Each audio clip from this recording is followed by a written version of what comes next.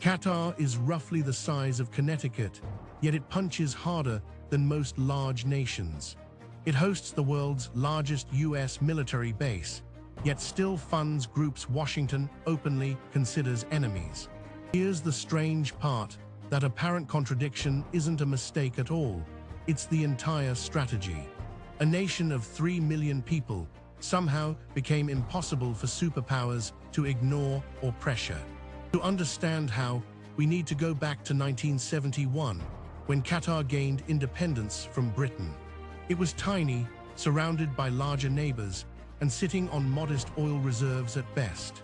Then, in 1971, massive natural gas reserves were discovered beneath the Persian Gulf waters below. Qatar sat atop the world's single largest natural gas field, sharing the reserve only with Iran. But gas wealth alone doesn't explain Qatar's influence. Plenty of wealthy nations stay entirely invisible. In 1995, Sheikh Hamad bin Khalifa Al Thani seized power from his own father suddenly. He immediately launched Al Jazeera, a satellite news network that nobody in the region expected. Al Jazeera broadcast voices that Arab governments had silenced for decades, changing everything overnight completely. Suddenly, Qatar had something more powerful than oil. It had the entire region's attention and trust. Then came Al Udeid Air Base, the largest American military installation in the entire Middle East. Hosting American forces gave Qatar a security umbrella no regional neighbor could realistically threaten or challenge.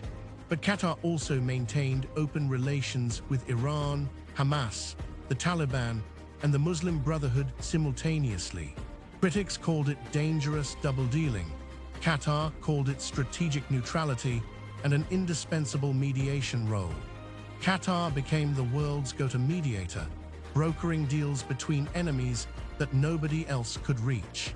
Then came the Sovereign Wealth Fund, the Qatar Investment Authority, managing over $500 billion. Qatar bought stakes in Volkswagen, Barclays, Heathrow Airport, and luxury brands across Europe and beyond. Buying into Western economies meant Western governments had a financial reason to keep Qatar stable. Then Qatar won the 2022 FIFA World Cup hosting rights, instantly becoming a global household name. Critics erupted over migrant worker deaths, alcohol bans, and LGBTQ restrictions during the tournament itself. But the tournament happened, billions watched, and Qatar's name was embedded in global consciousness forever. A nation smaller than Connecticut now sits at the table with superpowers, entirely by design.